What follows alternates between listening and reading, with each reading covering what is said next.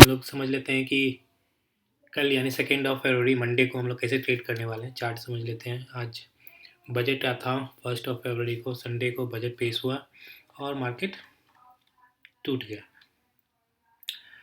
Bank Nifty 60,000 से 57,500 के आसपास पहुंच गया। 50,000 57,800।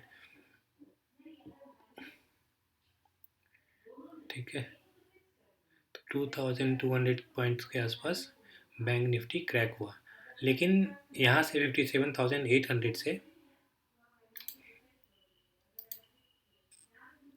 यहाँ से इसने रिकवर किया और 59,000 तक रिकवर कर गया। ठीक है, तो अगर सपोज 2,000 यहाँ पे यहाँ से देखते हैं। यहाँ से 60,000 के आसपास, 59,800 के आसपास, फिर 50,900 यहाँ से यहाँ तक आया, यानी समझो 2,200 पॉइंट्स का ब्रेकडाउन हुआ।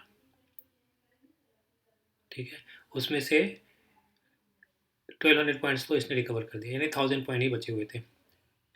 उसके बाद फिर से यहाँ पे थोड़ी देर टाइम स्पेंड करने के बाद फिर से नीचे की तरफ मूव करने लगा। तो हम लोग इसको कैसे इंटरप्रेट कर सकते हैं? देखो, जब मार्केट टूटना शुरू किया होगा तो बायर्स तो भाग गए होंगे। यहाँ से लेके यहाँ तक तो सारे बायर्स को जितने भी स्टॉप लॉस रहे होंगे सबको निकाल दिया। उसके बाद फिर ऊपर गया। ऊपर जब गया होगा तो जो भी यहाँ पे सेल करके गए होंगे या सेल करने के लिए चूक गए होंगे, वो सेल करने की कोशिश कर रहे होंगे, तो सेल उनको भी निकाला। और अभी जब इतनी बड़ी रिकवरी हो जाती है सेलिंग के बाद, तो फिर सेलर को भी डर लगने लगता है, पता नहीं यहाँ से रिकवरी हो जाए पूरा। तो यहाँ से सेलर ट्रेड नहीं कर पाते, सेलर का पोजिशन नहीं बन पाता, यहाँ पे सिर्फ बायर्स आने लगते हैं। ठीक है, क्योंकि बहुत बड़ी रिकवरी थी तो बायर्स आए होंगे, तो बायर्स को यहाँ पे फिर से यहाँ से निकाल दिया।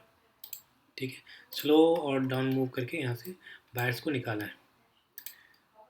ठीक है, तो कोई बायर्स तो है नहीं। और जब ये नीचे आया होगा और यहाँ से शार्प सेलिंग आया था, प्लस कुछ निगेटिव इन्फॉर्मेशन भी था बजट में, तो लोग यहाँ पे शॉर्ट करके गए होंगे, मुझे जहाँ तक लग रहा है। तो अगर फ्लैट थोड़ा मोड़ा गैप डाउन, थोड़ा बहुत गैप अप अगर होता है, तो हम लोगों को इनफैक्ट बाय साइड का सेटअप ढूंढना चाहिए। क्योंकि देखो, ये सारे इंडिसेज में ना ऑलमोस्ट सेम ही चार्ट है। ठीक है, और कल के दिन में अगर फिर से फ्लैट ओपनिंग के बाद फिर से गिरने लगा तो कोई बायर नहीं आएगा, मार्केट गिरेगा, तो उसको पैनिक सेलिंग में अगर पैनिक सेलिंग में मार्केट चला गया तो हम लोग कुछ नहीं कर पाएंगे।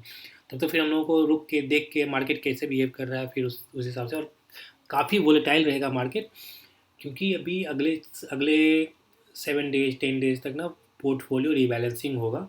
बड़े बड़े जो पोर्टफोलियो मैनेजर्स हैं, बड़े बड़े फंड हाउसेज हैं, तो हो सकता है मार्केट काफ़ी वोलेटाइल हो। ठीक है, तो उस हिसाब से हम लोगों को एक बार देख के स्पॉट देख के ट्रेड करना पड़ेगा और बहुत स्ट्रिक्ट स्टॉप लॉस रखना पड़ेगा। अगर हमें कोई फ्लैट ओपनिंग में स्टेबिलिटी दिखेगी तो हम लोग बाय साइड का ट्रेड ले लेंगे। और अगर नहीं, वोलेटाइल मार्केट देगा तो रुक के संभल के, उसके बाद कहाँ से सपोर्ट ले रहा है, कहाँ से रेजिस्टेंस ले रहा है, कितने बड़े बड़े कैंडल्स बना रहा है, उस हिसाब से देख के फिर हम लोगों को ट्रेड करना पड़ेगा। मेरा प्रेफरेंस रहेगा बाय साइड का, लेकिन वो ओपनिंग मूव प्लस मोमेंटम देखने के बाद ही हम लोग डिसाइड करेंगे। ठीक है, कोई भी तीनों इंडिसेस के चार्ट ऑलमोस्ट सेम ही है, तो कुछ अलग है नहीं, तो इस हिसाब से मैं प्लान कर रहा हूँ। लेकिन अगर गैप अप हो गया तो गैप अप होने के बाद हो सकता है, पॉसिबिलिटी है कि फिर से सेलिंग आ जाए। ठीक है, गैप अप जैसे ही आएगा यहाँ पे, तो हो सकता है पॉसिबिलिटी है कि फिर से सेलिंग आ जाए, तो वो हम लोग स्पॉट देख के फिर से हम लोग सेल का भी ट्रेड ले सकते हैं गैप अप के केस में। और गैप अप के बाद अगर सपोज एक बड़ा सा ग्रीन कैंडल बनने लगा, फिर यहाँ पे होल्ड करने लगा, तो फिर हम लोगों को फिर संभाल के ट्रेड करना पड़ेगा। पहला 10 से 15 मिनट हम लोगों को देखना पड़ेगा मार्केट को, एसेस करना पड़ेगा मार्केट के मोमेंटम को, उसके बाद फिर हम लोग ट्रेड लेंगे।